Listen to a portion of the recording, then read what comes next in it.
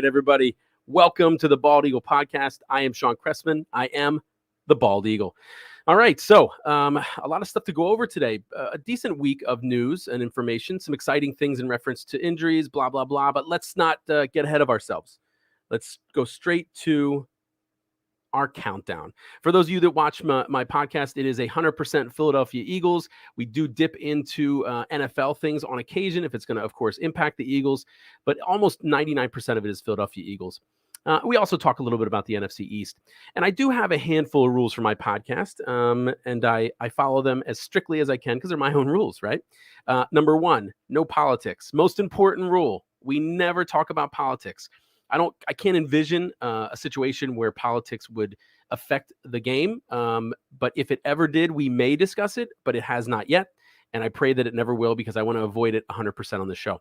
Number two, I don't talk about not just my own, but players' personal information. I don't give a shit what they do outside of the game. I don't care if it doesn't affect the game. It does not mean anything to me. I have no interest in their personal lives.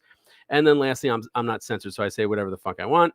You guys should be used to that, and that's that. All right, beer with the birds. Beer with the birds. So what I do in this segment is I try a Philadelphia area brewery, and I go through all their beers just to give them a shot. We started with Yards, and now we're on to Victory. Today, I'm going to pull this up for everybody on everything other than Instagram.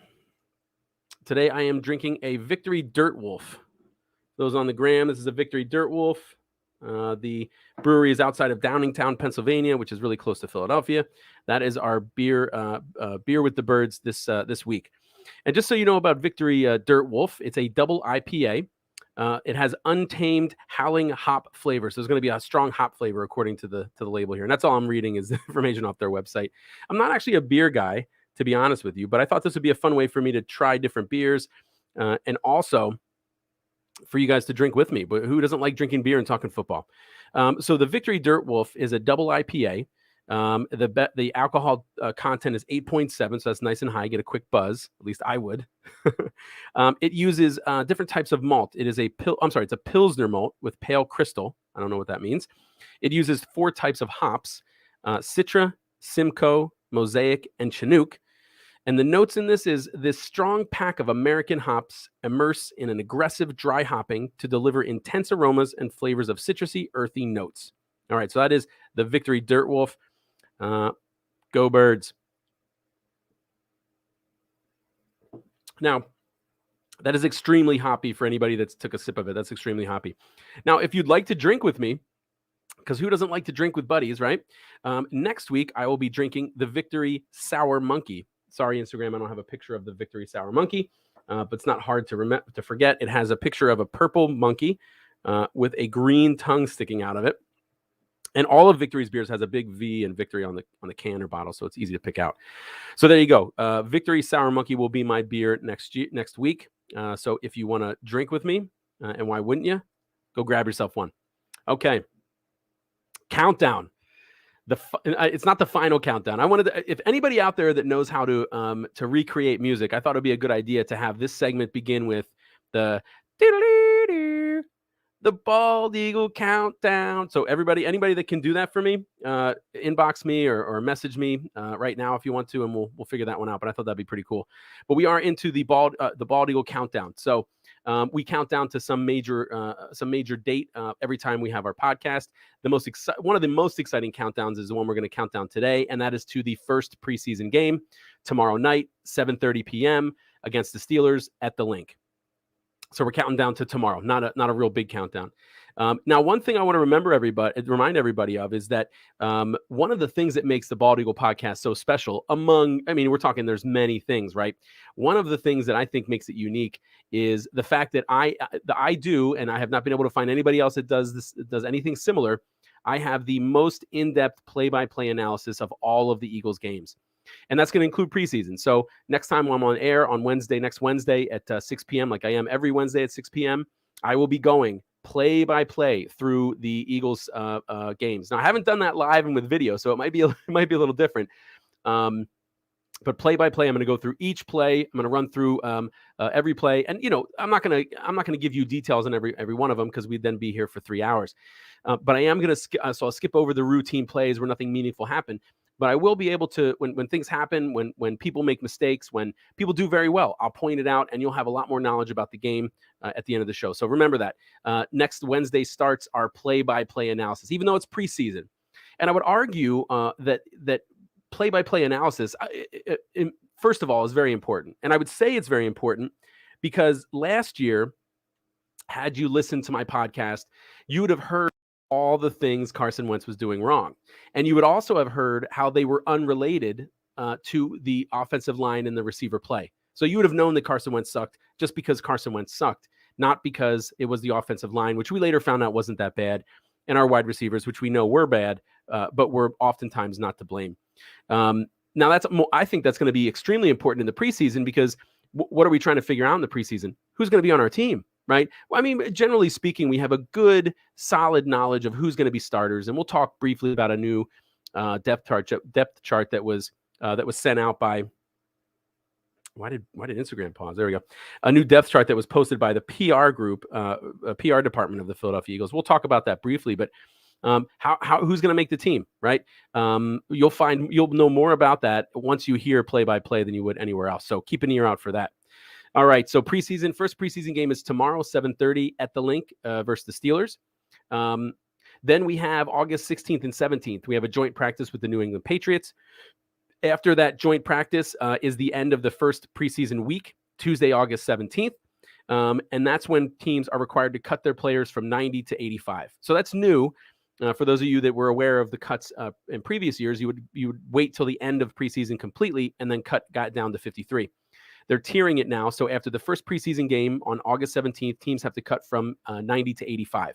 So it's going to be 5 times 32, 100 50, 160. I'm not good with math in my head. 160 players running around that otherwise would have most likely stayed on those rosters and maybe not made the team, weeks later. So it's going to be about 150. Am I doing the math there right? 5 times 30. 100. 115, 120, whatever. There's about 100 and some players going to be floating around that will have a shot to get, and other teams will have to shot to get as well. Week 2 in preseason, we play the New England Patriots Thursday, August 19th at 7:30 p.m. That's at home as well. And that is the one preseason game that's live on the NFL Network. Again, the NFL Network is talking about how they're airing the most preseason games live than they ever have. I think it's a total of 23. We've talked about the NFL Game Pass before on this show. If you have that, it doesn't matter what they air because you have the Game Pass. You can watch all preseason games live. And you can watch them on demand. The only ones you can't watch are the ones that are in your market. So if you're in the Philadelphia area, you can't watch the Eagles preseason games on NFL Game Pass live, but you can watch them immediately after they air. If for some reason you can't make it to a TV, because they are broadcast, I think it's on Channel 6. They are broadcast on on the free over-the-air free stations. Okay, so after week 2 of the preseason, Sunday, August 22nd, 7 p.m., the Eagles have their second public practice at the Link. As of a few hours ago, there's still tickets available. And we'll talk about the Eagles public practice last Sunday that I went to. So then Tuesday, August 24th, which is, of course, after week 2 of the preseason, teams have to cut down from 85 players to 80. So there's going to be another 100 and some players. I'm not going to keep trying to do the math and embarrassing myself. Another 100 and some players will be thrown around there for the Eagles to take a look at, for other teams to take a look at, which I think is great. Then we have August 24th to 25th. The Jets and the Eagles have a joint practice. Then we move to week 3 of the preseason, Friday, August 27th, 7:30 p.m. We go to the Meadowlands and play the Jets. And then after week 3 of the preseason, August 31st, you have to cut from 80 to 53. That's the big cut. So you have to get down to 53 players. In addition, I don't think this is a concern for the Eagles because we just freed up some cap space, and I'm knocking on wood that we don't use it. But in addition to cutting down to 53 on August 31st, teams then also have to fall under the cap for their whole team. Currently, it's the top 51, I believe, or top 50 players. They all count towards the cap. Once we hit Tuesday, August 31st, and you cut down to 53, all 53 players will count towards the cap. So that's another thing to be, aware of. Not a concern for the Eagles. We just loosened up some space, and we'll talk about how we did that. But now the nice thing, I don't believe it's ever been like this, but the nice thing about a 3-week preseason and a 17-game regular season is the regular season didn't move earlier. So what happens with that is we have a 2-week window after preseason game 3 before regular season week 1, which is amazing, especially in a sport, especially with the Eagles, where we've had a lineup of week to week, not severe injuries, but nagging. Like half our team has hamstring injuries or calf injuries, things that will heal in 2 weeks or heal pretty significantly in 2 weeks with some rest and things like that. In addition, since everybody has cut their teams down to 53, we then have the chance to move around. Right now, the NFL is going to be flooded with people that got cut, maybe people that could have made our team that just couldn't make other teams, especially in specific positions like wide receiver. Maybe there's a mediocre wide receiver that gets cut when they go down to 53, and he could be our second man because Jalen Reagor has been doing pretty shitty so far in training camp of what I've seen and what I've heard. Okay, so then regular season kicks off Thursday, September 9th. That is the official NFL kickoff. Dallas Cowgirls are at Tampa Bay. It's on NBC. The Eagles, however, play Sunday, September 12th, 1 p.m., and we go to Atlanta and face the Falcons. Week 2, Sunday, September 19th, 1 p.m., at home against the 49ers. Week 3, we have a Monday night game, September 27th, 8:15 p.m. at the Cowgirls. We've played Dallas in primetime every year since 2007. One exception was in 2014 when we played them on Thanksgiving. Week 4, Sunday, October 3rd, 1 p.m. against the Chiefs at home. Week 5, Sunday, October 10th, 1 p.m. at Carolina. Week 6, Thursday, October 14th, Thursday night football against the Super Bowl winning Tampa Bay Buccaneers. It's an 8:20 start on Thursday. Eagles are 5-0 since 2016 on Thursday night football. Let's knock on wood that they continue that streak. Sunday, week 7, Sunday, October 24th, 4:05 p.m. at the Rams. Week 8, Sunday, October 31st, 1 p.m. at Detroit. Week 9, Sunday, November 7th, 4:05 p.m. against the Chargers at home. Week 10, Sunday, November 14th, 4:25 p.m. at Denver. Week 11, Sunday, November 21st, 1 p.m. against the Saints at home. Week 12, Sunday, November 28th at the Giants. Week 13, Sunday, December 5th, 1 p.m. at the Jets. And then we get our late Week 14 bye, which I am ecstatic about. Again, an extra week to heal, an extra week to prepare, and then we go on a tear of NFC East rivals. Not that we just didn't end one, right? Because 2 games prior, Week 12, we played the Giants and beat them, of course. But we went up to the Meadowlands, crushed the Giants, embarrassed them, right? And then we beat the Jets. That was an easy win, knock on wood. Then we relax, right? And then we tear the rest of the NFC East up. On Week 15, a to-be-determined game as of today. We played Washington December 18th or 19th. Week 16, Sunday, December 26th, 1 p.m. against the Giants at home. Week 17, Sunday, January 2nd, 1 p.m. at Washington. And then we end the season the best way we can. Week 18, Sunday, January 9th, 1 p.m., we crush Dallas at home, right? And hopefully in the process, we ensure that we get into the playoffs and we make sure they don't. I mentioned I love this schedule. I love there's not much I don't like about it. We very rarely do we have back-to-back away games. We have two of our back-to-back away games are in the Meadowlands, which is an hour and a half, 2 hours away, right? So not very far. We have a late bye, Week 14 bye, late season bye, and then we have all of our NFC East rivals, 5 out of the last 6 games. So again, we're in the position to control our own destiny going early on, right about the time that we should peak. We have a lot of young guys on our team. Jalen Hurts second year. Hopefully Devonta Smith is healthy first year.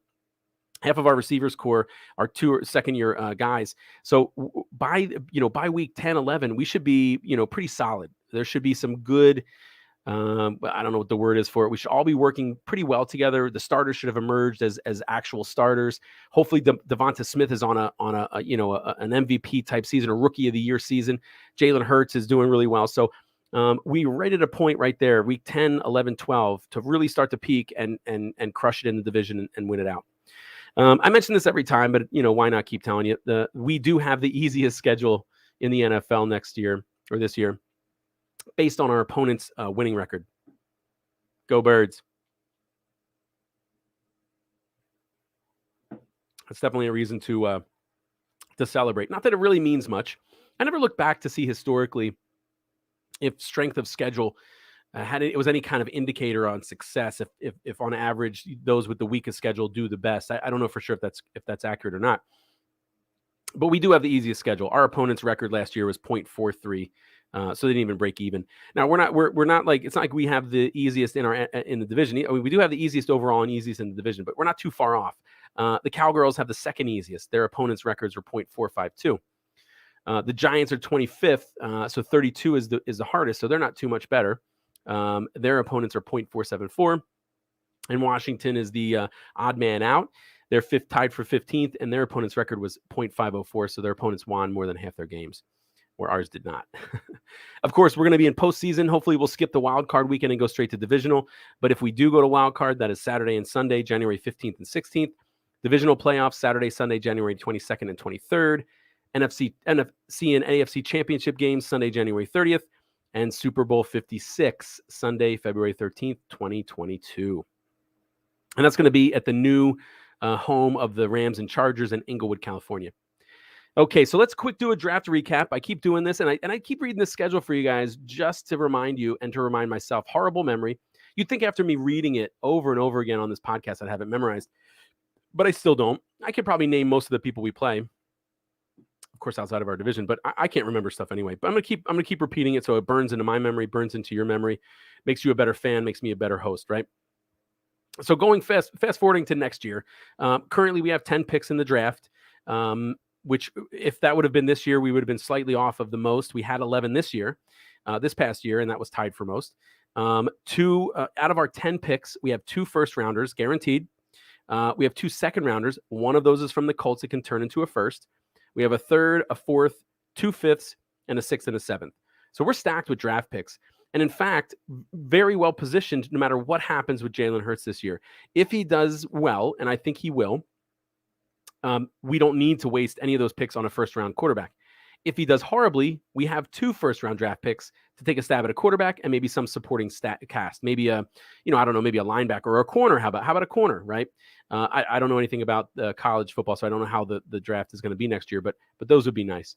As a recap again of the previous year's draft, this most recent draft, we picked 9 guys. We had 11 at start, made some changes. We picked 9. 6 of those guys were captains on their teams and met with the Eagles during the Senior Bowl. We all know our first draft pick, number 10 overall, Devonta Smith, wide receiver from Alabama. Round 2, number 37 overall, was Landon Dickerson, a center from Alabama, who still is injured, but hopefully will make, the goal wasn't for him to replace Jason Kelce this year anyway. The goal was for him to come in, learn, maybe take a few snaps in games. He's also very versatile. He might be a center, but he played, I think, all 4 positions on the line. So guard, tackle, and center. So he can move around. So if somebody gets hurt, which we've always experienced, he can hopefully, maybe middle of the season, be healthy enough to plug in there and get some experience and do well. He has a great reputation in college. Round 3, number 73, Milton Williams, defensive tackle from Louisiana Tech.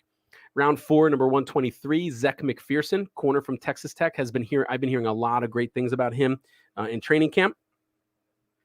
Round 5, number 150, Kenneth Gainwell, running back from Memphis. Kenneth Gainwell, in my opinion, looks real smooth. When you look at when I look at running backs, part of what I look at is how they run, right? If their arms are flailing around, or if they're just not, if their body's not tight and smooth when they're running, I just don't know that they're going to be able to get through those holes as easily. It's more things to grab on. He looks real fluid with his movement in practice. He looked real smooth, low to the ground. So I think he could possibly do pretty well here. Round 6, number 189, Marlon Tuapulatu, defensive tackle from USC. Round 6, number 191, Teron Jackson, defensive end from Coastal Carolina. Round 6, number 224, linebacker safety Jacoby Stevens from LSU. Round 7, number 234, Patrick Johnson, outside linebacker from Tulane. And by the way, as of I think a week ago, everybody has signed their rookie contracts. And then we had a couple of undrafted free agents, some of which we've held on to. We did pick up Jamie Newman, a quarterback from Wake Forest, but we waived him. Jamon Osborne, wide receiver from Texas. He still is in training camp. He's still on the depth chart. And he actually did show, I did see a couple of plays in practice where he did show some decent hands, but nothing significant. The man that I'm still hoping that we possibly get back, and maybe, just maybe, we found a replacement for in Andre Patton, was Trevon Grimes, wide receiver from Florida. Big guy, which is why I liked him. Big, tall guy. Jack Stoll, tight end from Nebraska, who's been making some headlines in training camp. Jaquan Bailey, defensive end, Iowa State. Coyote Awasika, offensive tackle, Buffalo, and Harry Kreider, center from Indiana. So I mentioned, so that's our draft. That's a draft recap real quick for you. Go Birds.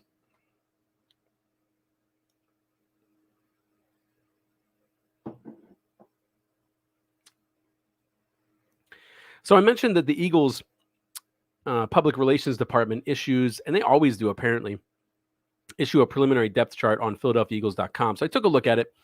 Nothing surprising. We've talked about a lot of this stuff, and we've heard about it from training camp if you've paid attention. Dillard and Mulata are co-starting at left tackle. Makes sense because, word was that Mulata was actually had the edge going into it, and Dillard has recently been injured, so he's losing even more time. So we may go into the season with Mulata, our starting left tackle, and I think it would be rightfully so. Now, hopefully, Dillard can make a name for himself and maybe come back, but at least we're solid there with a guy in Mulata. Zach Ertz and Dallas Goedert, another set of co-starting players. Those guys are tight ends, of course, but they're co-starters. They're both listed as a starter, Zach Ertz and Dallas Goedert. I'm a fan of Dallas Goedert. I think Ertz is on his way out. I'm not saying he's going to have a horrible season, but I don't think he's going to continue to be as productive. And I think I was hopeful we would be able to trade him away for somebody. I don't know who, but it would be nice to get rid of him for something. And then Derek Barnett and Josh Sweat are co-starting right defensive ends. Now, you've heard of Josh Sweat if you've listened to my podcast, because one of the things that I noticed while going through play-by-play, right, the thing that I think is important and I really love doing is that he, in very limited snaps, was always in every game that he played and he did something. I was always talking about Josh Sweat while he wasn't a main, he wasn't in all the snaps. He was a rotational guy, always making a name for himself. And now look at this. He's a co-starter with Derek Barnett, who I haven't heard anything real significant about Derek Barnett going into training camp. I haven't heard that he's made any meaningful moves. So we'll see what happens there. One other thing that I mentioned on my depth chart analysis a few weeks ago was that I think, in my opinion, one of the surprises might be that Boston Scott might not make the team. And I only said that because look at all the running backs we drafted in Groton free agency, and then look at their skill set and their size, and then look at what Boston Scott has done. I'm not going to say that Boston Scott's horrible by any means, but I am going to say that in his when he replaced Miles Sanders, I would say that he was adequate. I would not say that he was anything remarkable. We all wanted Darren Sproles 2.0. I think we were all hoping for him in Boston Scott. We didn't get, I think it would be an insult to Darren Sproles to say that we really got anything close to him in Boston Scott, other than a similar physical size. He just was underwhelming, in my opinion, in his starts. I don't think he did anything meaningful. I don't think he chalked up any real significant numbers.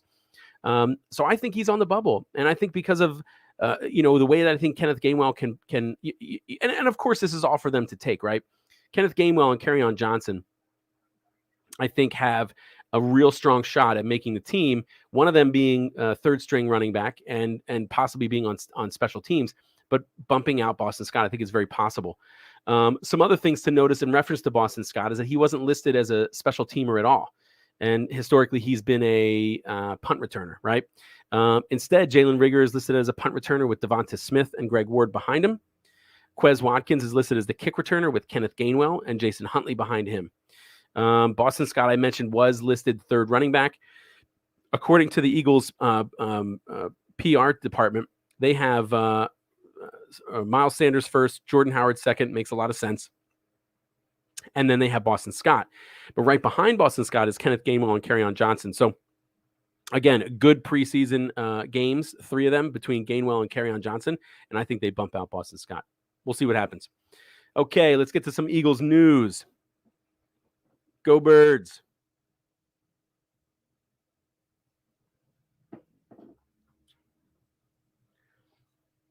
All right, so training camp began July 28th, so we've been in it about two weeks or so.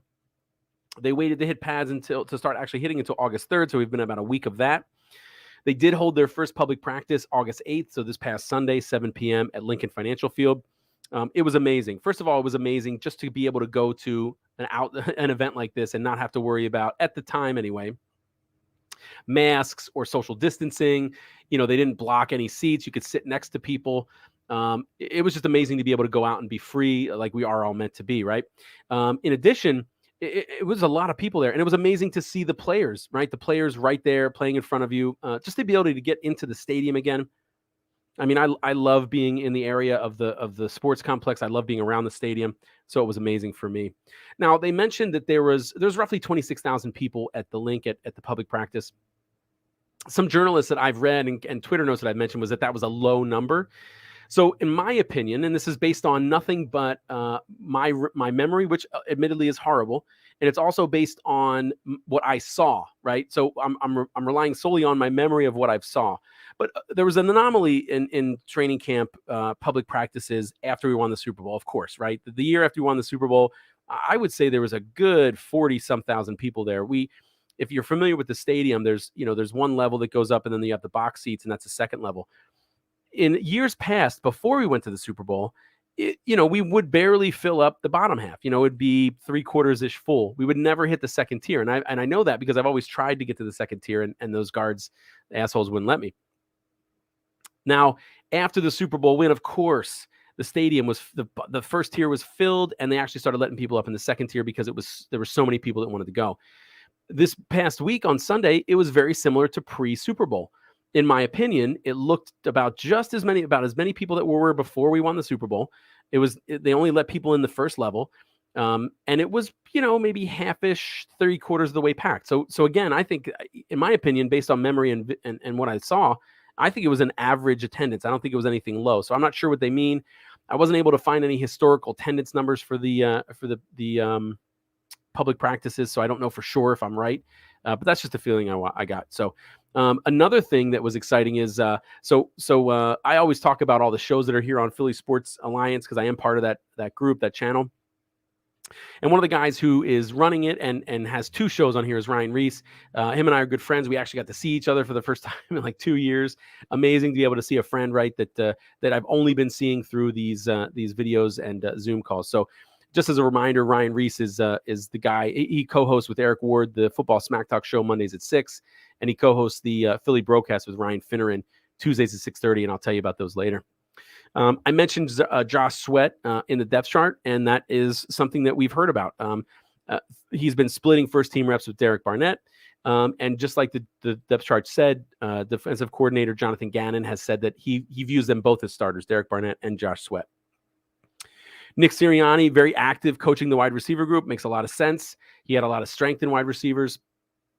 In fact, a lot of our coaches had strengths in a lot of the places we needed, wide receiver, linebacker, and other things. So it's really nice that he's so hands-on.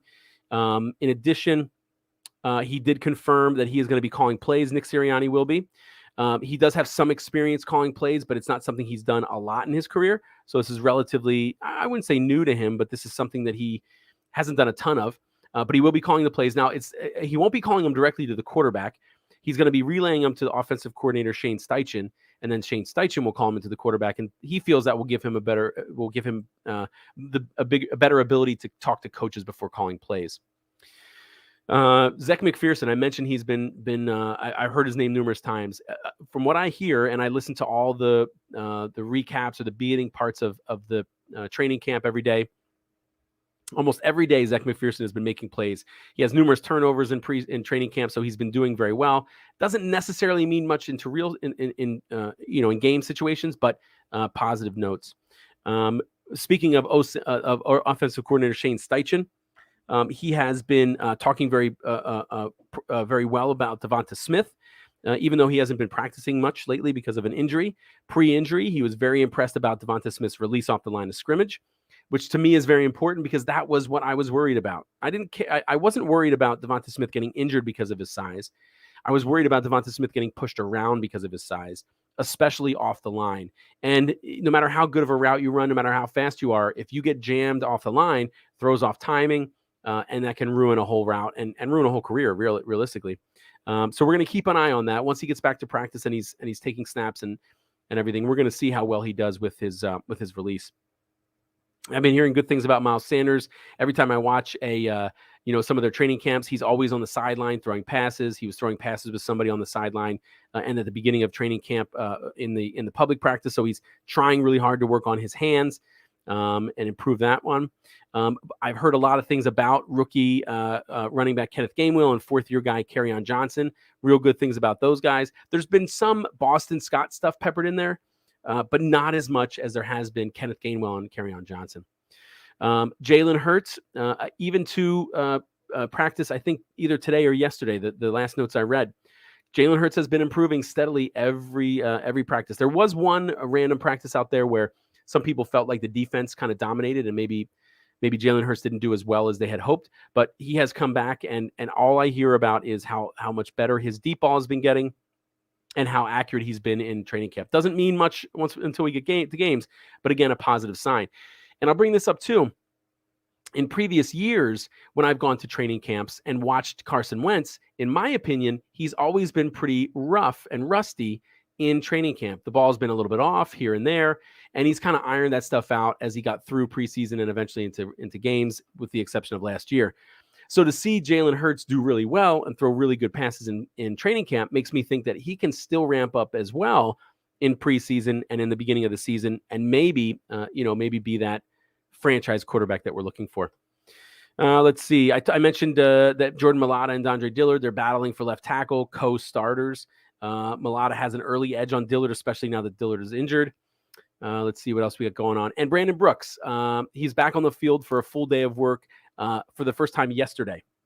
Spent some time going against Fletcher Cox, doing well, but it's good to see him on the field for a full day. And last but not least, Jalen Reagor, unfortunately, in my opinion, well, from a combination of what I've heard and what I've seen, has not been having a good camp. A lot of drop passes, a lot of missed opportunities. When I was there at the public practice, he dropped a toss sweep, and he dropped another pass. Not a real significant one, but it was a contested catch that he dropped as well. So Jalen Reagor is not doing himself any favors for a starting spot, from what I've heard. All right, so let's talk a little bit as quickly as possible as we can about COVID. So back on June 11th, when things were emerging as being better with the virus, the city of Philadelphia, state of Pennsylvania, everybody said no more COVID restrictions, no mask requirements, no capacity limits. Life was great, right? We could do whatever we wanted the way we were supposed to. And in fact, about a week and a half later, June 20th, I think the Colts were the last one to announce it, but all 31 other teams have announced that they will allow full stadiums. Now, that has not changed as far as I know. What has changed is because of I don't know what they're blaming it on. I'm going to assume it's the Delta variant, but I don't want to get too in depth of that stuff. But the city of Philadelphia, the Department of Health, announced that face masks will be required indoors, and Lincoln Financial Field, which is in Philadelphia, followed suit. So when you go to the link tomorrow, if you're going to the game, when you go to the link on Sunday the 22nd, when you go to see their practice like I will, if you're indoors, you have to wear a mask. Now, I think that indoors is boxes or like the bathroom or an elevator, because if you're in the link and you're walking around the outside getting food, you're still outside. You're not technically inside. You're still in an open air area. The stadiums will open. So you won't necessarily have to wear a mask very much at the link, but just something to remember. I'm going to quick rant, not real long, but I'm just going to quick summarize what vaccines are, just so everybody knows, because there's a lot of confusion out there, so much confusion. So viral vaccines. Okay, here's a quick 2-second blurb on this, and then we'll move on. Vaccines for viruses are not meant to prevent you from getting the virus. Vaccine for viruses, initially the way they were invented, they would put a little piece of whatever virus they were trying to protect you against, a non-dangerous piece of that virus in your body through a needle, and your body would recognize that as a foreign virus and attack it, right? Your immune system is like any other muscle. It's not a muscle, but it's like every muscle in your body. The stronger your immune system, the more it can fight off viruses. If you introduce dirt and specific viruses to your immune system, it's going to fight it. And then the next time that you get that virus, your immune system will remember and be stronger and beat it off, right? Not that kind of beating off, right? It will it will fight it off. It will, but it doesn't mean you're not going to get it, right? All that means is you have a stronger immune response. You have a stronger immune system. So hypothetically, I go get the flu shot for flu virus A, because that's one of the problems with the flu shot is there's so many strains. They never know which one's going to be prevalent, right? So I get the flu shot for strain A. I get exposed to strain A. I still get it.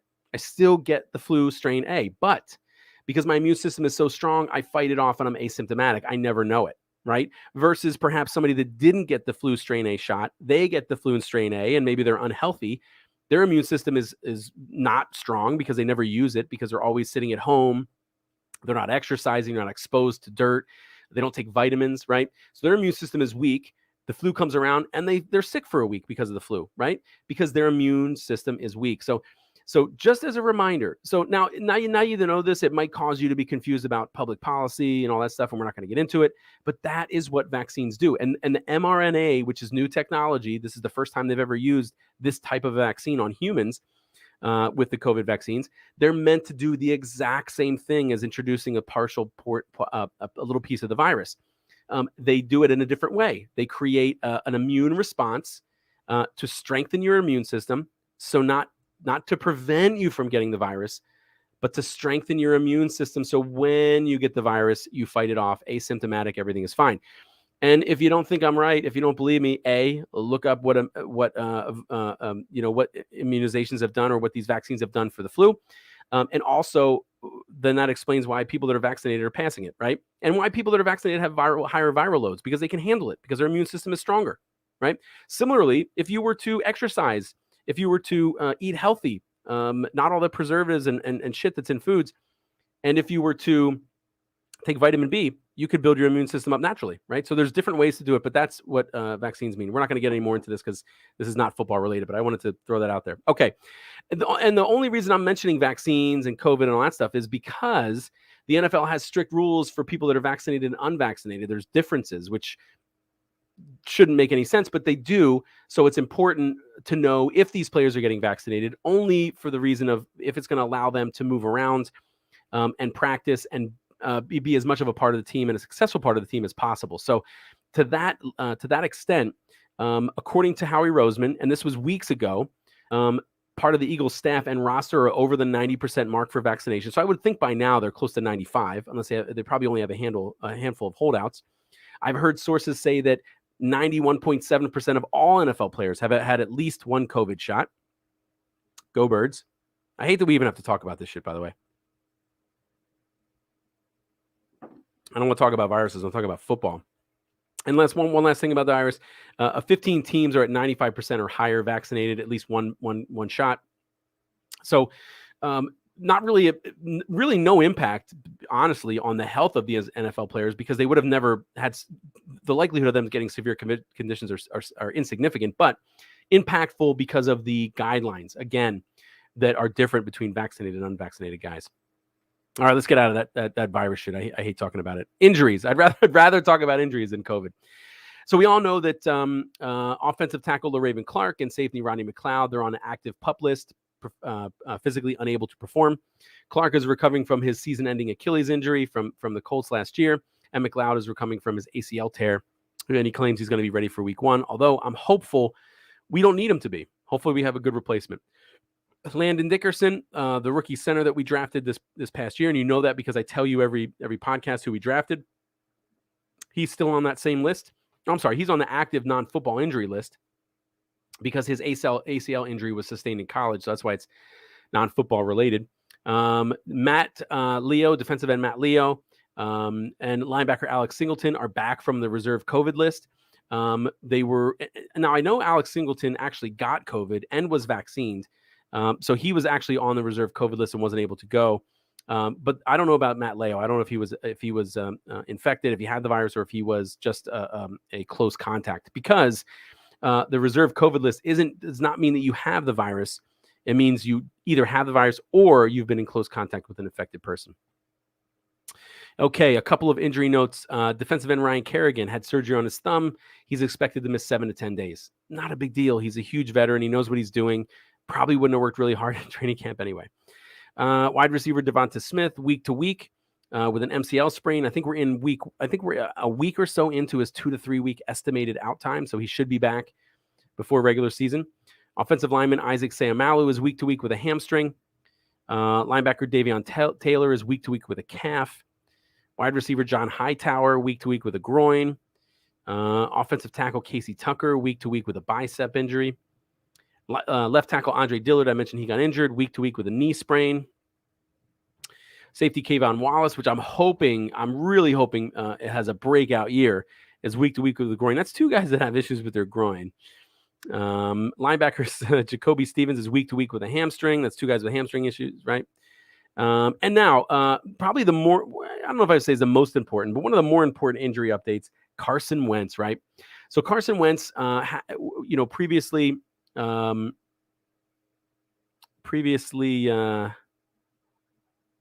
did I comment on my own thing? Carson Wentz previously had foot surgery. He had an issue with his foot, an injury that perhaps happened all the way back in high school. Started to the bone started to move, right? And he had to get surgery. So he had surgery about a week ago. And the news from the surgery is that the news the news of the surgery is that that it was good and that his rehab is apparently going well and that he has a chance to start week 1. That's important to us because we need him to play at least 75% of the snaps because I don't know for sure that the Colts are going to make the playoffs. If they don't make the playoffs, he needs to play 75% of snaps. Again, it's snaps, so this is an estimate. That's 12 games and 3/4 of a game, assuming that they have the equal amount of snaps across every game. Not likely, but how else can we figure this out? 70% of the snaps, if the Colts make the playoffs, that's almost 12 games. It's 11.9 games, right? If for some reason he's out longer than 9 weeks, well, odds are we won't get that second round turning into a first. And week 5, October 10th, is about 9 weeks away. So he needs to start and take all the snaps before week 5. Now, here's the other thing, too, and this is really something that you can't really account for. If the Colts have no shot of making the playoffs, and he's close to that 75% of snaps, there's no reason why they couldn't sit him or rest him the last game or, a few series here and there just to avoid that 75%, just to avoid turning that second round into a first. Let's hope that doesn't happen. Go Birds.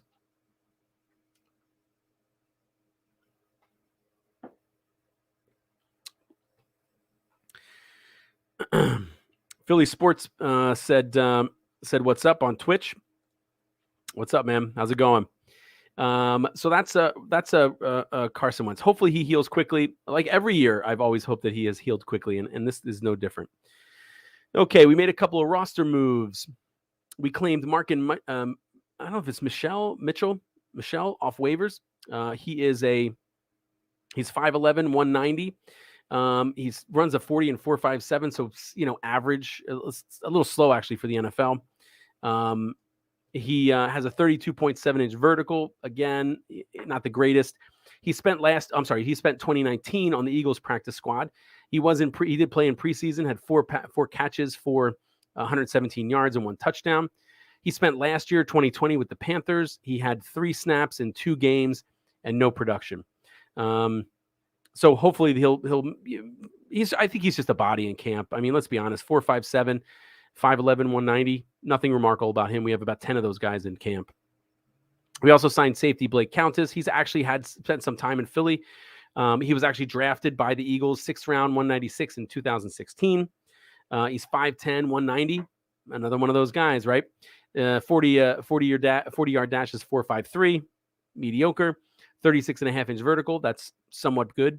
His first 3 seasons in the league, even though we drafted him, he went to the LA Rams. He started 4 out of the 37 games he played, and in those 37 games, he had 57 tackles. 41 of those are solo, and he had 2 interceptions. He did spend a little bit of time with us in 2019. During our preseason and camp, he was waived eventually with an injury settlement, and then later that year signed by the Jets. He was added to our practice squad at the end of last year, and he did play in 2 games last year for us and had 3 solo tackles. We had to waive a couple of people to make room for both Markin Mitchell, safety, and Blake Countess. We waived injured wide receiver Michael Walker. He was another one of these 5'10", 180, 90-pound guys. The only thing about Michael Walker that might have been advantageous was that he was a good return guy. So that might have been the opportunity for him. We waived corner Shaquille Taylor, and we waived former Raiders 2nd-round pick safety Obi Melanfayu. So now, I mentioned this last time. I'm going to remind you again. We did restructure Lane Johnson's contract and Derek Barnett's contract We created an additional $14 million in cap space. I'm only mentioning this because previously, early on in the season, we mentioned we didn't need to restructure Lane Johnson. We didn't need the room. And now all of a sudden, we're restructuring Lane Johnson and Derek Barnett to free up $14 million. It sounds like the rumors about us making a push for Deshaun Watson might be true. I'm praying that if we do that, we don't give them any more than one first rounder. It's not worth it, in my opinion.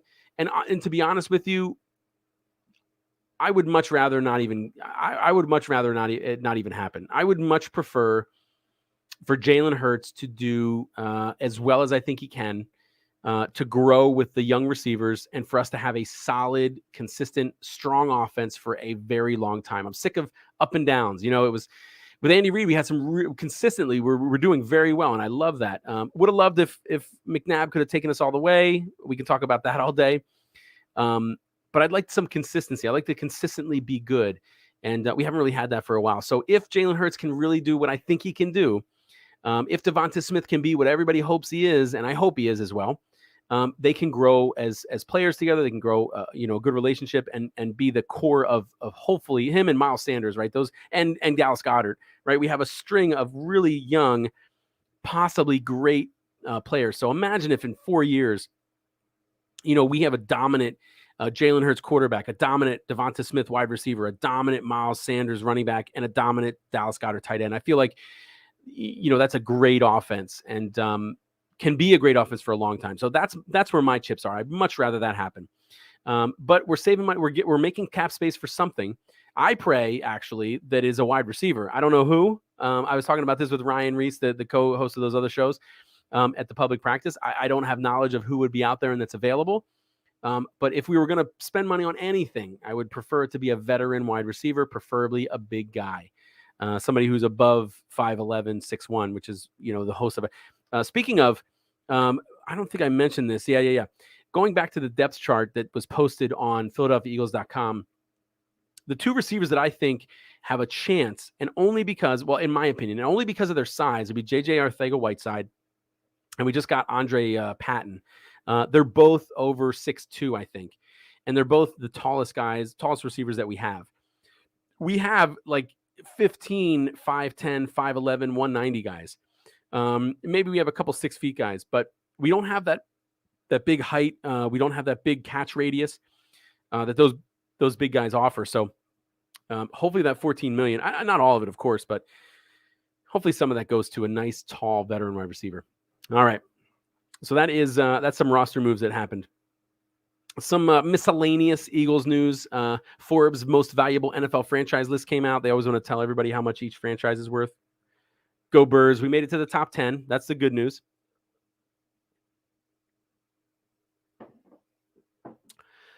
The semi-bad news is that we are the lowest in the NFC East.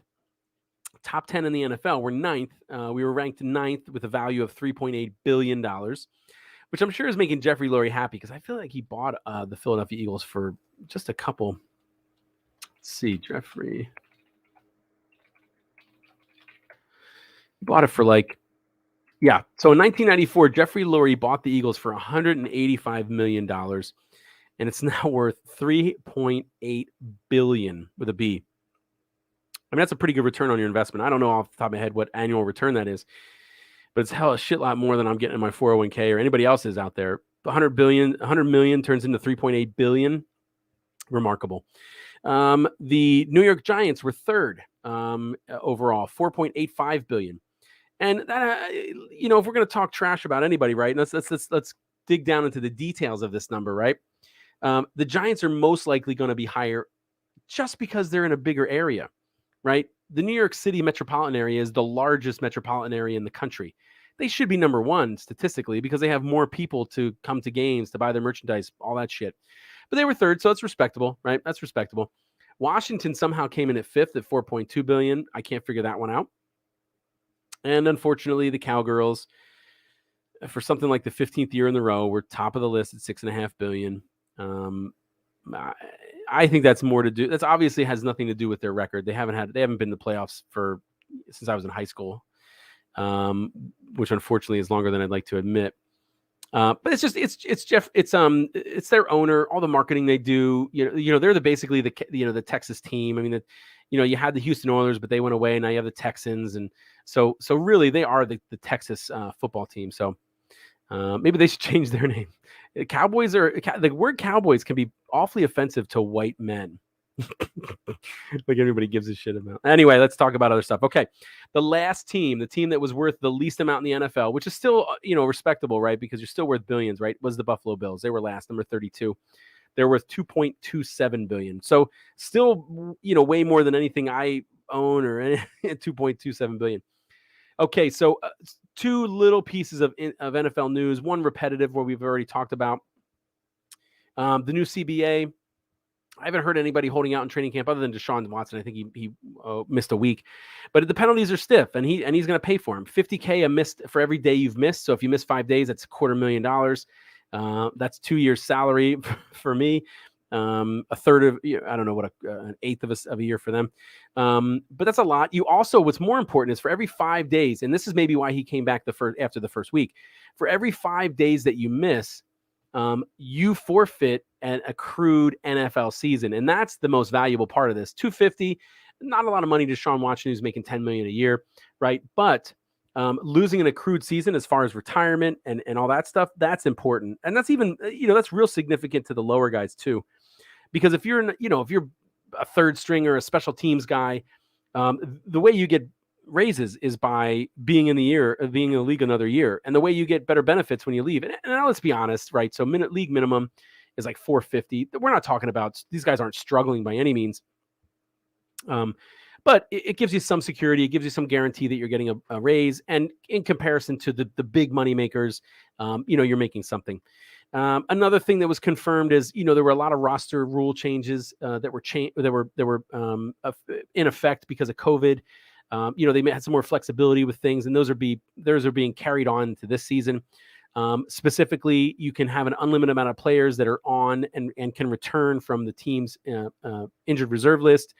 You can bring an injured reserve player back after 3 weeks instead of 8. And I think one of the better things is a 16-man practice squad. I'd be up for a bigger. I mean, what's the harm in having a 25-man practice? We don't get carried away here, but what's the harm in having maybe a 22 practice squad? Technically, that would give you an extra man for every position, right? But they increased it from, I think, 14 to 16. We're keeping it at 16. In addition, I don't know what the regular time frame is pre-COVID to calling a guy up from practice squad. It's got to be probably the day before. But because of COVID, you're allowed to bring them up 90 minutes before kickoff. So you can have a larger practice squad, and you can pull somebody up from the squad 90 minutes before kickoff. All right. So let's get to what everybody's been waiting for, the world famous bald eagle fact. I don't know if I'm unique in this. I don't know if other people do this, but this is one of my favorite spots of it. Right? What the hell is it? This is one of my favorite parts of the podcast because I love the Philadelphia Eagles.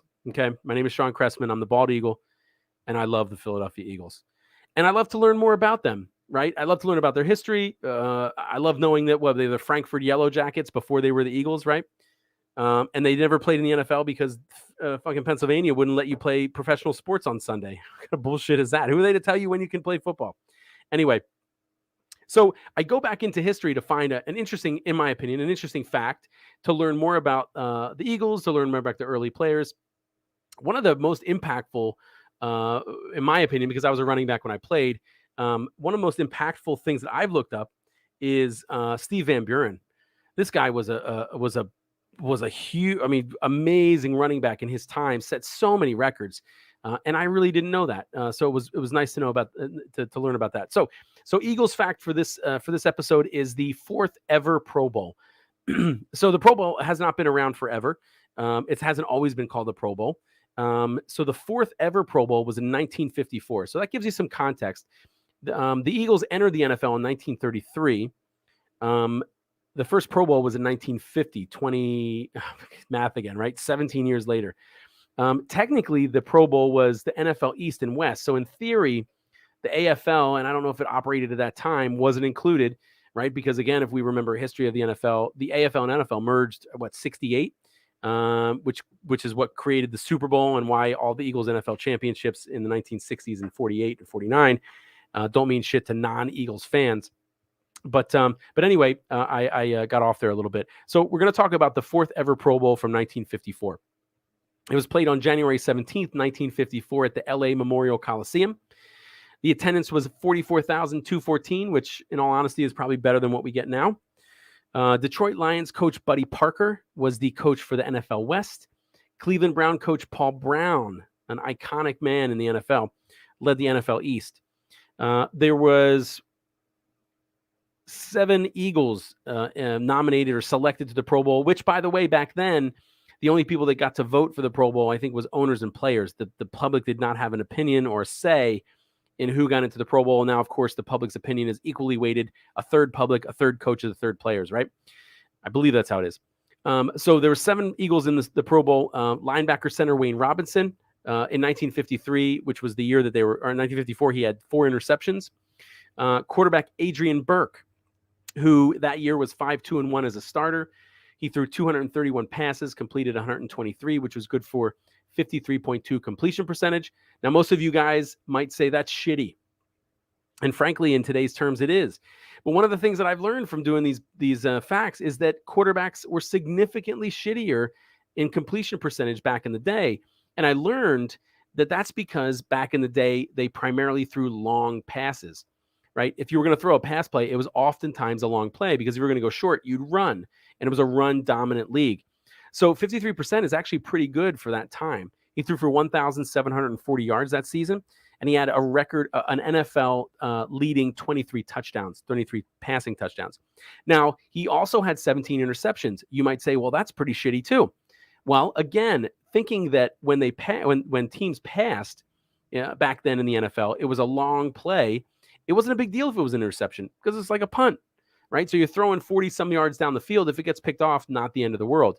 So it was very often for quarterbacks to have, 2-to-1 would actually be really good. 1 to 1.3 ratio of, 1.3 to 1 ratio of touchdowns to interceptions was actually pretty good back then.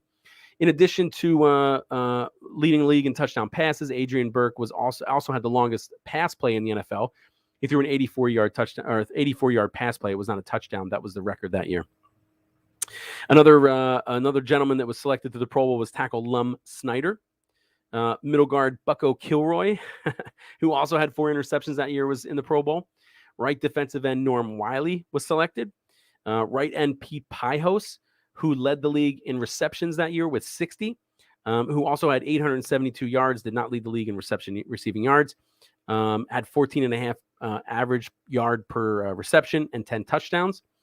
And then the legendary Concrete Chuck, right? Linebacker Chuck Bednarik, who had 1 interception and 4 fumble recoveries that year, was also selected to the Pro Bowl. Now, again, talking about Eagles facts and learning about Eagles, I did at least 2 episodes on Chuck Bednarik, Concrete Chuck, because the guy was remarkable. One of the last of what they call Iron Men, guys who played both offense and defense.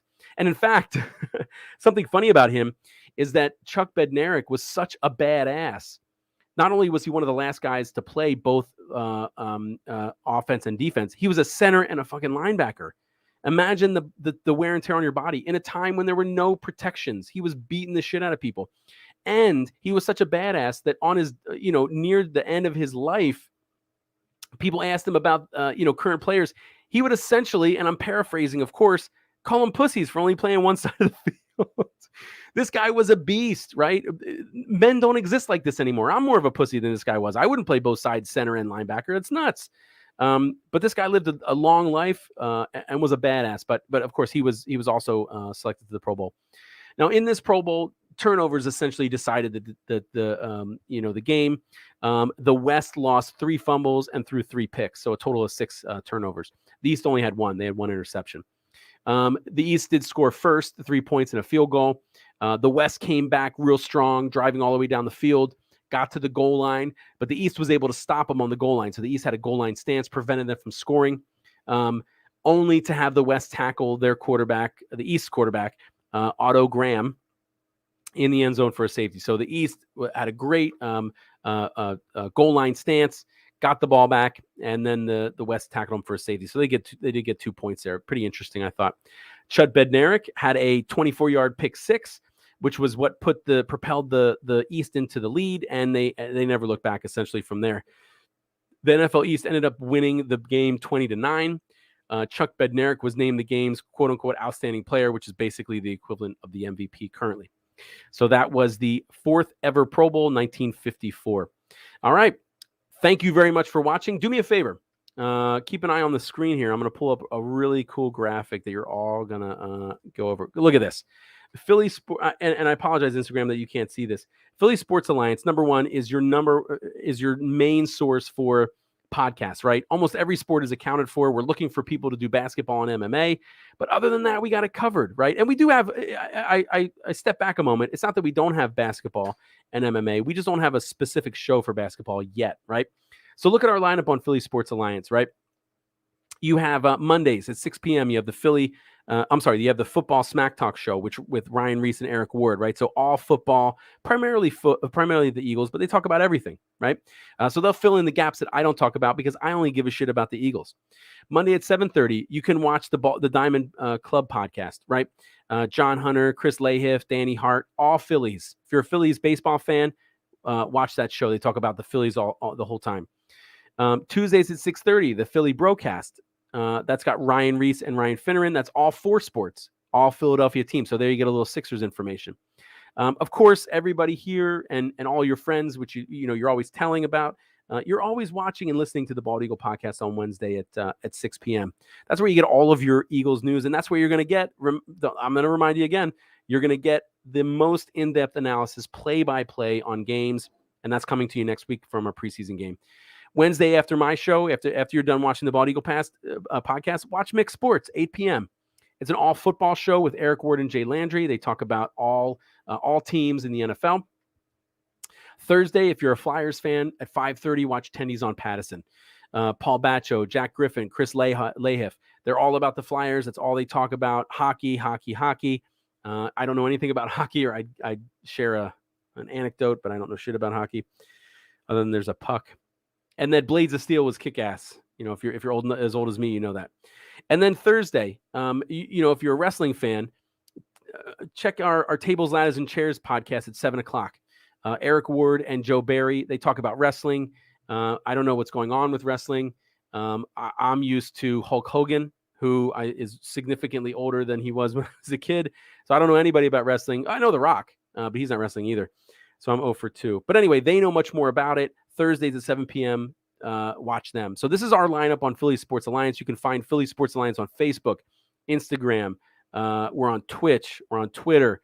All social media. I don't think we're on TikTok or what's that other one? TikTok or I don't think we're on TikTok or Snapchat. We're not on that yet. But keep an eye out for all these shows and take a look at all of them.